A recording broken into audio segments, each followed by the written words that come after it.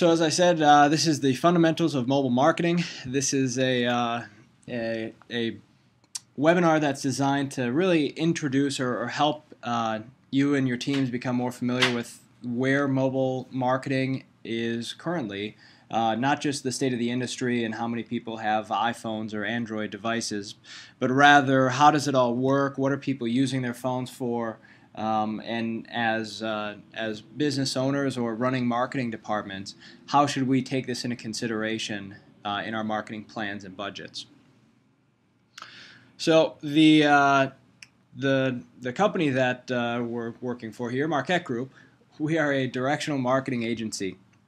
What that means is that we specialize in lead generation services, really trying to connect the end user, the customer, who is searching for your products and services, connect them on a local basis. So our specialty really then lies within location-based advertising, helping our clients who have that national to local scale, where they might have a brand that everybody recognizes at the national level with significant TV or other type of branding campaigns, but really making sure that we can connect those users that are at the neighborhood level or at the local level. We've been doing this for 50 years almost. We're a very stable company. We just went through an acquisition, outstanding relationships with our publishers, and of course have a focus on client service. What we do, how we accomplish this, is by these 4 solution sets that we have here. Local would be listings management, taking advantage of Google Plus Local, distributing correct information, helping people find your business information at the local level. The social side is helping these multi-unit businesses at times manage the complexity of the social world, allow you to connect with your clients that are already looking for you, as well as help build that audience and create that community that you can engage with to get feedback and to share promotions with. The mobile side is obviously what we're going to be talking about here today. This is a series of solutions that we use to help with people while they're on the go, making sure that we have the right type of GPS solutions, things that can take advantage of location. We're going to get into mobile a lot more here as the day goes on. And then lastly, our search set of solutions, which is everything from paid search to SEO to IYP sites like Yellow Pages, Super Pages. We offer a wide variety of services, including print Yellow Pages as well, so that when people are looking for new businesses, we have our ads or our listings in the right spot, making sure that we're capturing that market share as best we can. Underlying all of this is response measurement, making sure, of course, that we understand that calls and leads are being generated by all of these, attributing them to the proper sources and making smart decisions on advertising mix as a result of all these different campaigns that we have.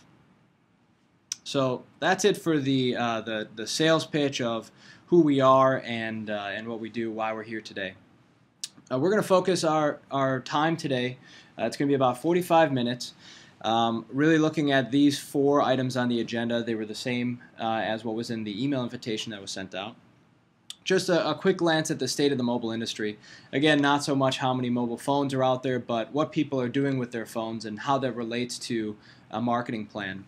We're going to talk briefly and give an introduction into what we would call findability on mobile, making sure that we have a plan in place for how users actually are using their phones to find you. It's a very different world than desktop, and we need to look at it and create these plans accordingly.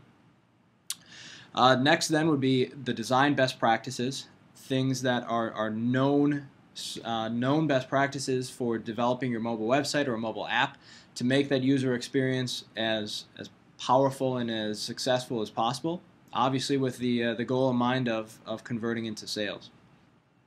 Lastly then, we'll touch on some interesting things that you can do with mobile analytics, how you can check to see if your plan is working. And even if you are just getting started, we can give you some interesting ways to look at your analytics and know how much mobile traffic is there, that kind of thing. So first, we're going to take a quick look at the state of the mobile industry. Just as everybody seems to have at the start of one of these presentations, we have the great slide showing how fast mobile is growing. I don't think anybody would disagree or have a challenge to the fact that mobile devices are growing. We have right now towards the end of December 2012, we're getting to the point where we have almost 1 billion devices. It's going to be coming very, very soon. At some point in 2015, probably there'll be one smartphone or one mobile device for every person on the planet. So it's really growing at a rapid pace. There's no question that we all need to be paying attention to this and taking the opportunity very, very seriously. You can also see there on the top part that Android is still outpacing iPhone or iOS devices. That's not surprising. There's a much wider variety of Android devices, and they have they often have a lower price point or lower entry point as well. So not very surprising there.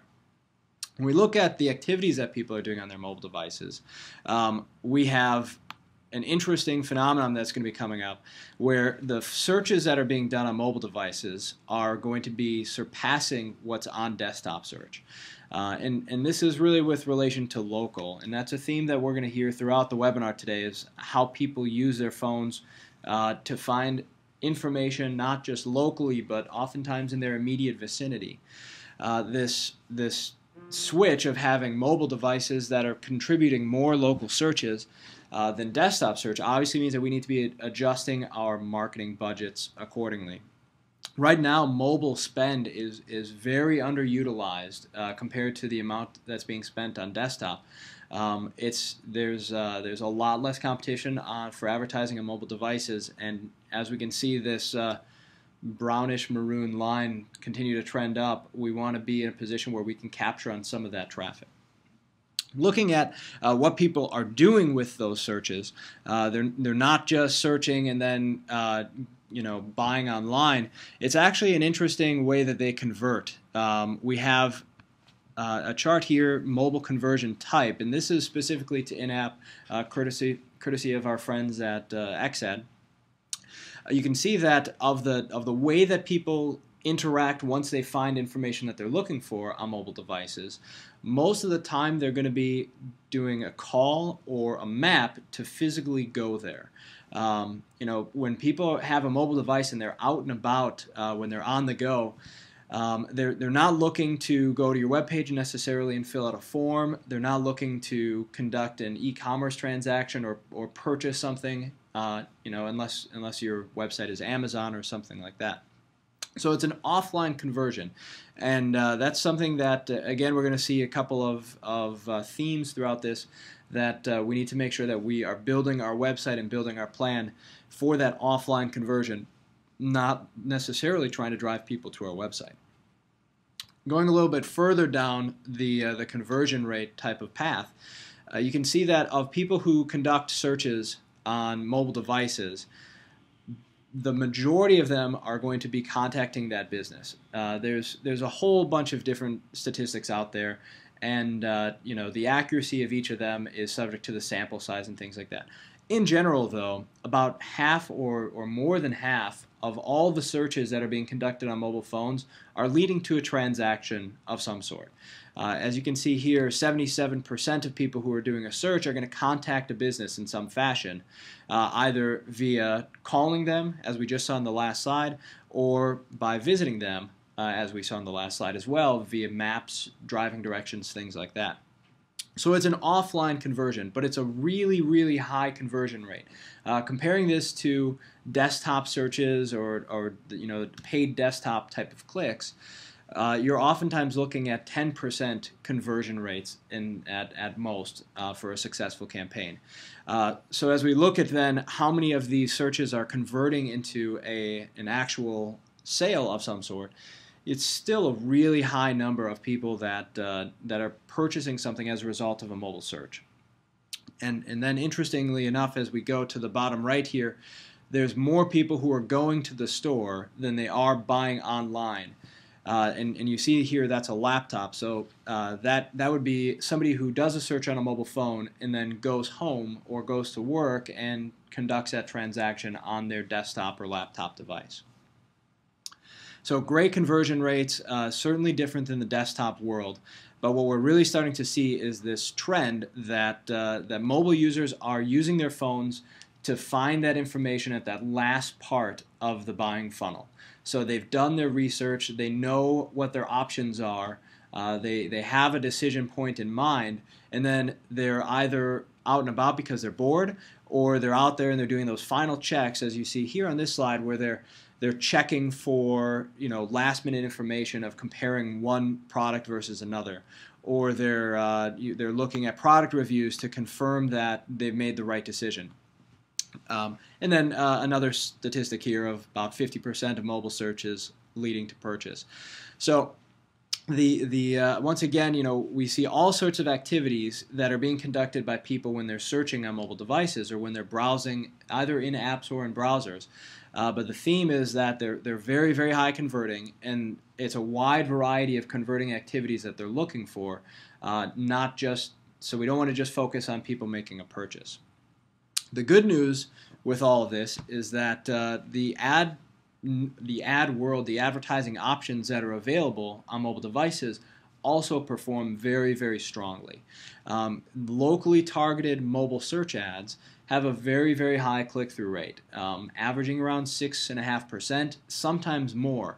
You can see here on the left side of click-through rate, in-app search ads have a click-through rate of 8%, which is extremely high, especially as an average.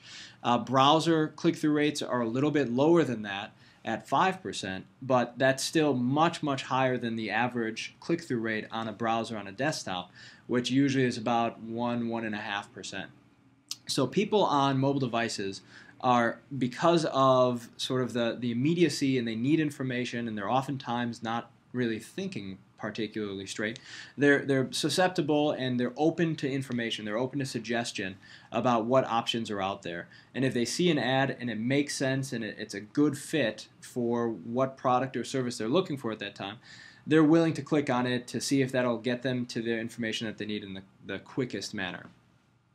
And then you also see an interesting statistic on the right-hand side here about the call rate. We've got great success, as you know, another set of statistics, which, you know, again, they're always different depending on who you're asking, but wonderful conversion rates of people that are interacting with ads and how they're converting into a lead in some form. So 37% on the browser and 30% on the app. I just wanted to, as we go to the next section here, I know we've got a question or two here. We'll hang on to those and I'll answer those at the end, but please feel free to continue to submit your questions, and we'll provide some opportunity at the end that we can discuss these things and have an open forum. But thank you for all those questions. So moving on to the next subject here, findability on mobile. So in the last section, we kind of covered how the opportunity is ripe for marketers to be participating in the mobile ecosystem. Now we're going to look at how people are finding local information, how people are interacting with it, and what we can do to make sure that we're ready for it. Once again, at sort of that fundamental level of understanding. So one of the first decisions when you're looking at expanding your mobile presence for your business or for your brand is whether or not we should focus on the app environment. Should we create standalone apps, or should we figure out a way to optimize and have a better mobile web page that people would access through a browser? That mobile web page oftentimes or lately is referred to as an HTML5 presence on mobile devices. Or sometimes you'll hear responsive web design. Those are all terms that people use for discussing what you should be doing with your mobile browser side of the experience. So that decision is really the first one that you need to make. And in nearly every case, if you're starting from scratch, you're going to want to err on the side of the mobile browser. The browser is where the variety or a higher percentage of searches are going to be happening. Your app side of it is going to be for people who are already loyal to your brand and they know to go out and purposefully look for you. We also want to save the app experience for something that's a bit unique. A great example of that would be a pizza delivery chain or a pizza store that allows you to order pizza through the app that's going to be used with some frequency. You can see here that most mobile users are only accessing some of their apps, and just a very select group of apps. So there's 7, depending on how you look at it, 7 apps that they'll be looking and using on a frequent basis. That doesn't leave a lot of room for a brand app, even if it's a very, very well put together app. They're not going to use it often, and so we want to make sure that when they're doing searches in the browser that we have a presence for them as well. And then, so the flip side of it then would be only 17% of mobile users are using more than 10 apps on a regular basis. So again, they're really focusing in on some of those key apps that they find a lot of value in, things like Pandora and entertainment type of apps, and focusing on those as opposed to downloading every brand's app that they work with. So again, more ammo for why we need to be on the browser side as well. And then the unfortunate reality is that 26% of all app downloads are used once and then removed from the phone, or they just sit there and sort of get pushed off to the side onto that 5th page of apps that you have on your phone.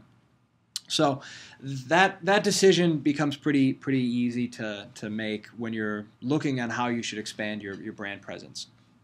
So once you have something out there and you have a mobile presence or a mobile optimized website, you really need to start to understand what the differences are between a desktop search and a mobile search. So there is a different Google bot, and so when Google goes out and they look at your website and they catalog and they index all the information that you have on your website, they're doing it a little bit differently from your mobile website than they do for your desktop website. And as a result, they also have a different search experience too. So the same search that's being conducted in a desktop versus a mobile environment will yield a different search page itself. And at times, it'll yield different results. So you can see I did a search for flat panel TV on my desktop on the left-hand side, and I didn't get any local results. I got national results, bestbuy.com, not surprisingly, being the top result there. On the mobile side, I did the same search for flat panel TV, and I got, unfortunately, Google was a little bit off, but I got local results. You can see that they started to return some hotels, which is surprising. But they are localized results. They're ones that Google is assuming that because I'm on my mobile device, that I want to know where I can buy a flat panel TV near me, not just where flat panel TVs are or whom I can buy them from on a national scale. So that search experience is actually different, and it's because they have different bots that are out there crawling and indexing all the sites. Now, the next step then, once you sort of explore to see what the search experience is like for your potential customers, next step is really understanding what the opportunity is out there. We can conduct these types of quick research studies for any industry and reply back and let everybody know what the opportunity is.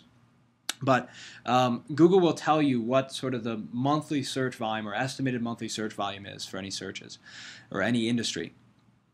We have on the screen here, we have monthly search volume for a set of 4 keywords: insurance, auto insurance, life insurance, and home insurance. Very, very competitive terms, as everybody would imagine, and very high volume terms as well. So on the desktop side, we have a significant number of searches, 28 million or so searches, almost 29 million searches that are being conducted on a monthly basis.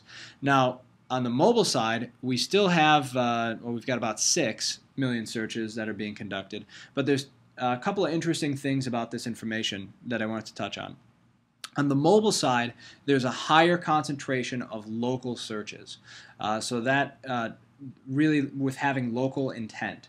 So the way that that's defined by the search engine is they are deducing from what the consumer is searching for. They're trying to determine, is this user looking for localized information? Do they want business names and addresses and phone numbers in return?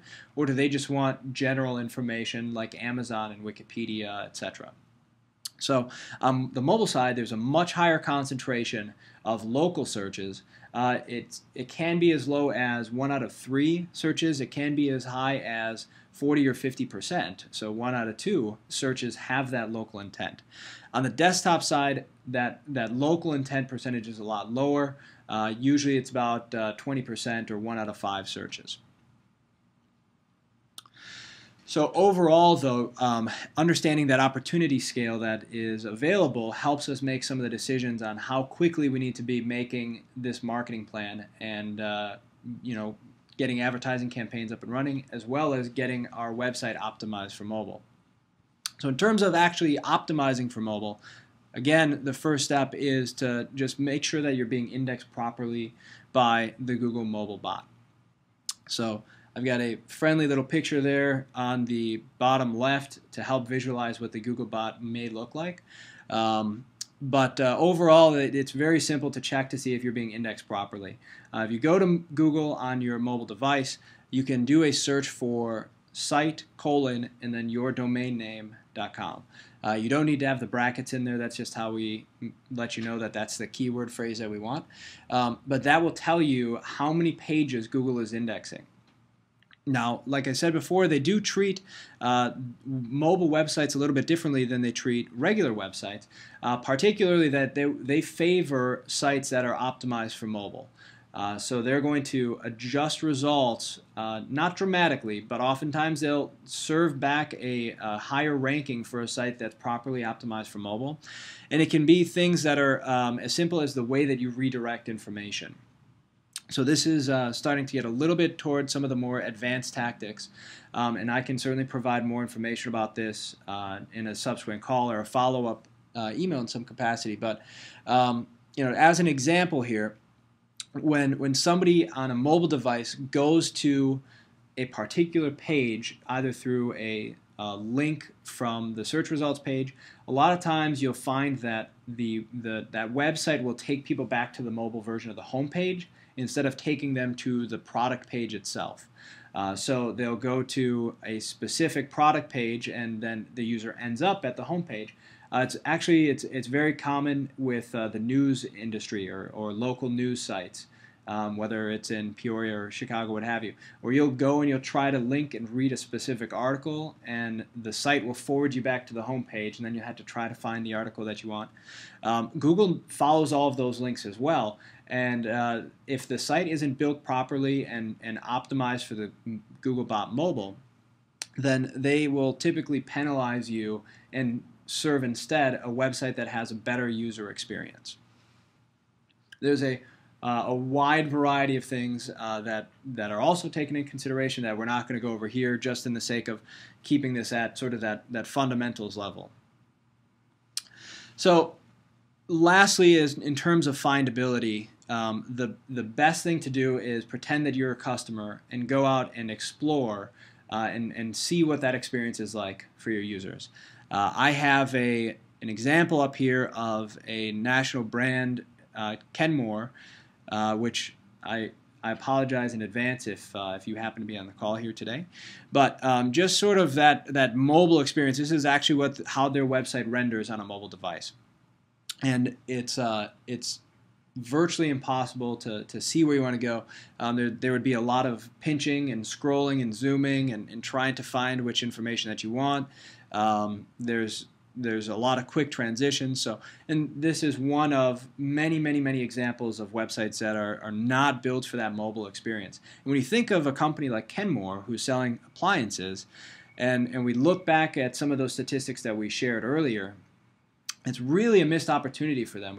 We talked about how a lot of users are using this for comparing products one to the other while they're in the store, or that they're using it to read reviews before they make a purchase. And then, of course, using mobile information to find where they can find an authorized retailer or someplace to purchase this. So really a missed opportunity for somebody who's trying to enable their customers to buy their products at the local level. So the things that we want to check when we're going out there and we're exploring what our mobile search presence is, obviously our website. This is an example on the iPhone there of checking your website to see how it renders in a mobile environment. But we also want to make sure we cover microsites too. So any other promotional campaigns that you have running that might use a different domain. Other, if it's for paid search campaigns that we see down there, oftentimes use landing pages or microsites. And then a great example that Pam from our team here in Peoria mentioned, that checking out newsletters and promotional emails that are being sent out. Nearly everybody uses their phone to read emails and to help stay connected. And if you're sending out promotional emails saying that there's a sale this weekend or there's a discount that's coming up or some other sort of loyalty offer, and they try to open that email and it doesn't render properly on their mobile phone, you've lost that opportunity most likely. And then lastly, we want to make sure that we're researching our competitors. Everything in the search world and of course with any industry is based off of the competition that's out there. So if they have a great site, we want to make sure that we have our site at that same level or beyond it to try to win customers. So next here we're looking at design best practices. This is as we, so we've covered how we need to have a mobile website. We need to have something that's optimized for that experience, mostly because there's a significant amount of opportunity out there. So as we start to look at what should our mobile site look like, we've had a lot of conversations with our current clients and with prospective clients about how they can capitalize on the opportunity that's out there in mobile. And it seems a lot more daunting than it actually is. Designing for mobile websites when you have the best, when you have a good plan to start is actually a lot of times simpler than it is for designing for a desktop. And mostly that's because there's a lot less information that you're typically sharing. The complexity really only comes in that you're designing for different screen sizes, which of course on a desktop device isn't as much of an issue because you can resize the window, but it's actually simple. So we want to try to have some simple tasks and some simple takeaways that we can have from the webinar today to try to maybe alleviate some of those concerns of how we get started with building a mobile website. So again, reinforcing the need to have a great mobile experience. Mobile users, when they're searching and they're finding brands online, we really have a high expectation. And if you think about your own usage, when you're in that mode where you need information and you're in the car or you're about to go to dinner or maybe you're going out to a bar with friends or something like that, you want that information. You don't want it to take 7 or 8 minutes and multiple searches and going back in the browser. You want it to be within a minute that you find the information that you're looking for. And mobile users, as a result, actually have a expectation that the mobile site performs better oftentimes than the desktop site. They want it to be quicker to load. They want to have, as you can see here, 60% of them want to have it in 3 seconds or less. And they will give you a little bit of leeway before they switch to a competitor. But really, they'll only look at it a couple of times, and if it doesn't perform to that expectation of being very fast and built for that mobile experience, then they're going to abandon that session, and they're going to try to find somebody else who can give them the information that they're looking for. So it's very, very high expectations, but the good news is it's easy to meet those expectations. The other thing to take into consideration as you're building out your website is that and a lot of the best practices are based off of this kind of information. Mobile is what people do when they're doing something else. So it's rare that somebody will just sit down on their couch, Kids are in bed and the TV's off and there's no music on, and they just browse for a while on their mobile device. Most often they're doing it when something else is happening. They're looking for the weather, or they're checking stocks or checking sports scores while they're distracted with something else going on in their life. So you can see here the types of activities that people are doing when they're using their phone to look for new information. On the go, unfortunately, a lot of people still use their phones in the car. In the store, again, reinforcing some of the items that we had in the beginning with looking for ratings and reviews or comparing products. Again, I'm sure everybody's seen people in restaurants that are sitting across the table from a loved one, and both of them on their mobile phone. So really interesting use cases. It's not something that you have a captive audience like you often do at a desktop environment. So the three things that you want to think of when you're building your mobile website, and this is courtesy of a great concept called the mobile mindset from Josh Clark. You want to enable your users to microtask, to get that information quick and easy, and then go back to whatever it was they were supposed to be doing. So if you're a local business or if you're a national brand that has a local presence, things like phone numbers, and let them get that phone number and get off of your site as quickly as possible. They're also looking for local information. Users will, because that phone has the actual location via GPS or via cell phone towers, users are continuing to rely on getting that local information, not just directions, but what's available nearby. If they're looking for, lunch or even a gas station, they're using that information to see what's local to me where I am physically right now. And that is often down, the expectation is down to the sub-neighborhood level. They want to know that, I know that I'm in St. Louis right now, but I don't want to know everything in St. Louis. I want to know what's in Clayton, which is where our office is.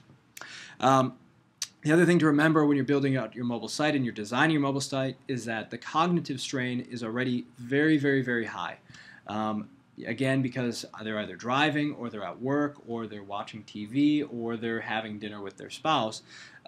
They are distracted, and you don't want to make the site difficult to navigate. And we'll look at some of the best practices as a result of that. And then overall, the last thing that we're going to look at is to build out situations that people would be using their mobile phone to access your website. Why are they looking for information? We can capture some of that through analytics on the back end that we'll show you in just a moment here. And then also understanding the difference between new versus returning, or retention type searches, which we would call them, or discovery searches. So as a person finding out about your brand for the first time and finding out that you have a location nearby, or is it a loyal customer that knows that you're there and that just wants to engage with you to either get dinner or rent a car? So having those kinds of experiences already built into the design of your website. And then, of course, geography. With a mobile user, we almost always know where that user is with a certain degree of accuracy. So as a result of that, we can build our sites accordingly to take advantage of that information. So the actual design best practices here, and this could be a long conversation, and we could have another 45-minute webinar certainly on the actual design tactics that are used. But just for the sake of a couple key takeaways, we want to use very, very clear headlines. What that means is that on the page itself, we want to make it very clear what information we have there. So that's oftentimes H1 tags that you might hear from your developer. We don't want it to be a long description of what they can find. We want to allow users to know quickly that they're on the right page and reinforce that so that they let the rest of the page load. Take the time to make any copy very, very, very short, again, because people are distracted. So we don't want to have 2 or 3 paragraphs that we might have that are a good fit on our desktop side, explaining what we do and why we're here and all of the wonderful things about our location. We want to instead make it very, very, very brief at the top, which usually means that you have a different set of content that exists on your mobile site that compared to what's on your desktop site. All phone numbers and all addresses should be clickable. And that's very easy to do if on the development side, but people should be able to use their thumb and press on that and get the information. Of course, nobody's going to, on their mobile phone, write down what that number is and then go into their phone app and make the call. Forms, if you have to have them, if you are trying to collect leads or if it's a contest that you're running, want to have them as short as possible, probably 3 items at the most.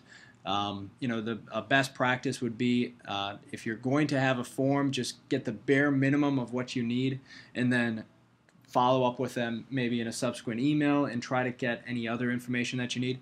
But really, you should be trying to get offline conversions and phone calls rather than trying to get people to submit a form, even though that may be how your offline lead generation environment is. Large padded buttons, when we say padded, we mean in the sense that there's a big gap between one button versus another button. There's again, with the fact that people are distracted and the fact that there's a lot that's being crammed into a tiny screen, there's a lot of mispresses. So we want to make sure that there's enough space in between that people can purposefully click the link that they want to without having to worry about going to the wrong page. And then also, it should always be easy to get back in the process. So literally use the browser back button and get back to the page that they were on. In terms of the use cases that you have, that really comes from research and from oftentimes usability studies, things like that. So we want to know and only have available on our mobile website the things that people are going to do on a mobile device with any level of frequency. A lot of times that means stripping out some of the who we are and why we're amazing and history and product libraries and things like that. We take those out, not only to make it easier for people to find those most common pieces of information that they're looking for, but also to increase the load time or decrease the load time rather. We want to make sure that we limit the features. This isn't like your desktop website where we need to serve all the needs of every type of customer that could be looking for your site. And when we get to the analytics section, we'll get a little bit more into that. And then last but not least, because of all the different tablets and all the different sizes of smartphone screens, there are going to be people that do want to end up on your desktop site. So always have that link available for people to go to your main site if they want to. Sometimes they might be on a new tablet that's not properly being recognized and they end up at the mobile site. So you don't want to lose a customer or an opportunity at a sale because of something simple like that. There's a great tool that's out there that we've talked about a couple times on some of these webinars. It's a website called howtogomo.com. It's made by Google and really has a lot of similar information. Some of the things that we went over in this presentation came from that site. They can do a test on your site to give you sort of a benchmark of how your website currently performs in the mobile environment.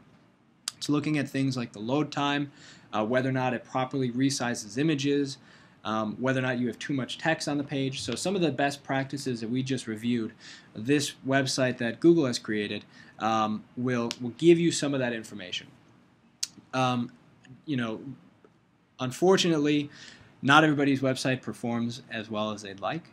So we can help if you get a bad score from one of these automated type of surveys of how your website is doing, and let you know how we would go about fixing it as well. So we're going to be, we've got just a little bit more information to share here before our time is up, and it's looking at mobile analytics to try to glean some business intelligence from the experience that people are having on mobile devices.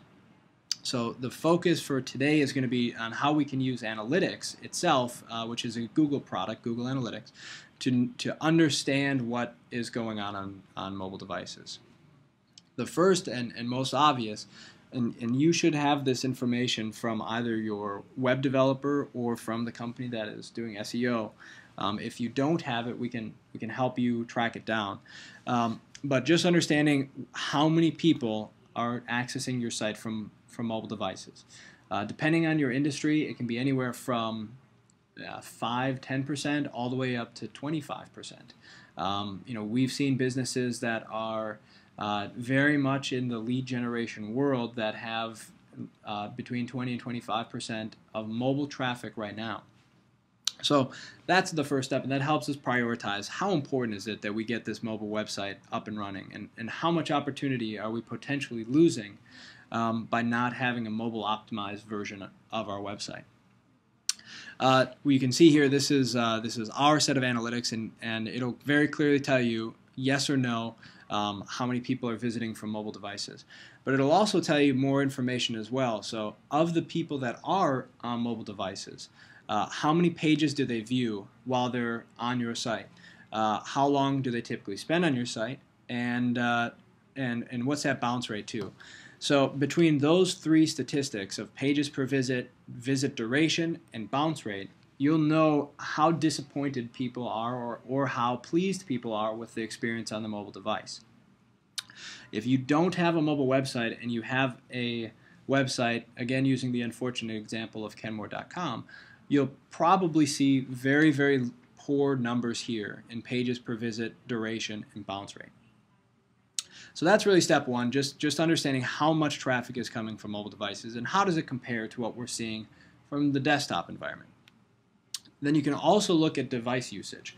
So as we're looking at building out an optimized experience, and you can build a different version for an iPad and a different version for an iPhone or any other mobile phone, you can see where is that traffic coming from. For our site, we have the most popular mobile devices, the iPad, and then after that we have iPhone. And really, after that, it really tails off. So not a lot of Android devices. So that allows us to look at this and prioritize. Do we need to worry about only building something that's optimized for one versus the other? You can use this for, there are some minor differences in technology that's available between the different browsers, and your developer can help you deduce what this information is. But for us looking at this information, we know that we need to go to an iPad and we need to go to our website and make sure that we're happy and we're pleased with what that experience is. So as we get to the tail end of the conversation here today, there's one other advanced type of tactic that you can access in your analytics, or we would be happy to help you access this. But you can look at all of the information that's available about your website visitors and focus just on the mobile or the tablet users. So we can view every statistic that they have specific just to the traffic that's coming on mobile. And so this is these are two examples here. On the top on the left, these are referrals that we're getting or traffic sources that we're getting to our website. And again, just filtering out only the mobile traffic. So it'll tell us how people are finding our information. And not surprisingly, the top ranking item is from a Google organic search through a mobile browser.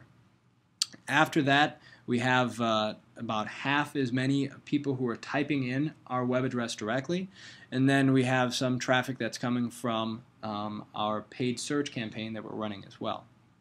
So that allows you to again do some research and explore when you know this information. So if our biggest traffic source is from Google Organic, then we know that we have to go out and conduct that research that we talked about earlier. We can also look to the level of keywords that are being used to find our website. So we can look on the mobile-only site, what keywords are people using to end up at our site. Oftentimes it'll be surprising. Mobile keywords are a lot shorter than they are on desktop devices because people are oftentimes doing something else, and they, with their typing on their little keyboard, they don't have the patience to type in a really long search query. So when we're building out our mobile site, we can make sure that we're optimizing and building pages for those keywords that people are currently using to get to our site. Those keywords can also help you build out those use cases of which features you should have on your site. And then also, lastly, here on the bottom right, we have the pages that people are accessing when they're on mobile devices. So our home page, not surprisingly, is the most popular. That's how it'll be for just about everybody's page. But then after that, surprisingly, to me at least, we have our careers page and our open opportunities page that is the second most viewed page from mobile devices. So again, this just is a sign to us here that we should go there and make sure that all of that is rendering the way that we want it to, and if not, we need to take action to improve that experience. So there's plenty of different versions. There's probably 100 or 150 different reports that you can look at in Google Analytics with just your mobile information. Again, we'd be happy to help walk you through some of that information. Even if you don't have a mobile website already built, you still have users that are going to your website on mobile devices. They may just not be particularly happy. So we want to dig into that and start to see what we can fix. So that's all we have. That's all we have for the presentation here today. Again, the goal was to have an introduction into the mobile ecosystem, just to get some of the wheels turning of how we can get involved in mobile and why we should be involved in mobile. We have at Marquette Group, we have several different products and solutions and services that we can offer to help make that transition quick and easy. One of the best things about mobile is that it's one of the more cost-effective advertising mechanisms that's out there today. So my contact information is up there. Again, my name is Steve. I'm Director of Interactive Products and Solutions for Marquette Group. You can feel free to call me or send an email if you have any follow-up questions. And otherwise, I'll be going through the questions that we have here and discussing those. So thanks, everyone, for your time. All right, so Keith asked a question about the percentages that we showed in the beginning of the presentation. Keith, the percentage conversion rates, there's absolutely a difference between B2C and B2B. That's a great question. That information, we do have some, but it's not nearly as robust.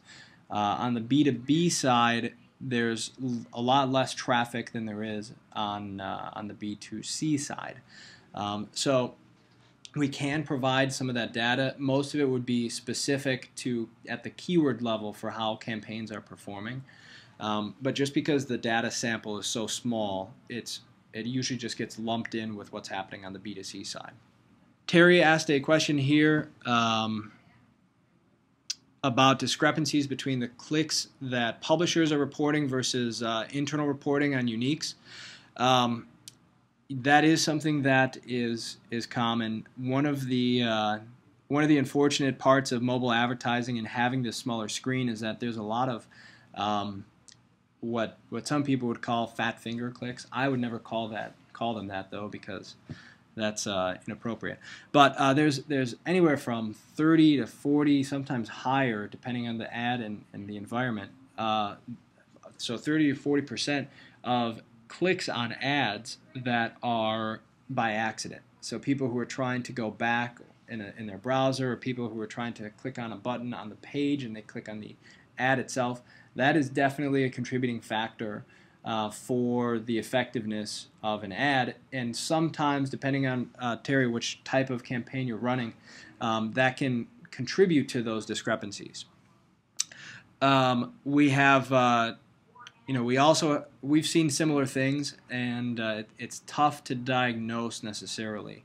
But usually for it to register in your analytics, the page has to load completely, and if it doesn't, then it will unfortunately show as it will show on the publisher side, but not on the analytics side. There's another issue sometimes too, depending on the publisher, where they don't really have a distinguishing factor on how they send over that visitor. So some of the traffic, depending on what link they click on that mobile publisher side, it might get coded into traffic that's happening as desktop. So the analytics may not be able to distinguish between a mobile user that's coming over versus a desktop user. So there are ways that we can double check that as well. But we can dig into that as well. But you're correct that a big part of it is the user abandoning the session or abandoning the click before they actually get to the destination. I know that I do it myself all the time. So Keith asked a great question here about websites being indexed for mobile, getting a higher desktop rate. The algorithm that's used to rank mobile websites and desktop websites is actually pretty similar right now. We're probably, I would say, we're at the early stages of seeing differences in things getting ranked. They don't have a significant difference that you would be really worried about it. But overall, the mobile side of the SEO would not have a positive or negative impact on the desktop ranking. So they're exclusive from each other. Right now, they happen to be very similar, but we're going to see that start to shift over time with more and more favor being granted to people that have positive mobile experiences. The reality right now, Keith, is that there's so few businesses, even national brands, that have mobile optimized sites because they're hesitant to jump in, or they feel like they don't understand enough about it that they need to have one there. And so there's just not enough data out there for Google to start making dramatic changes to how they serve mobile results versus how they serve desktop results. So I hope that answers your question. Really, the reality is no. There is no difference. So that wraps up the questions that we have there. So if there's anybody else that wants to chime in on the line here, or wants to submit a question via the little GoToWebinar panel, I'll be sticking around for the next 5 or so minutes. Otherwise, thanks everyone for joining, and have a great day.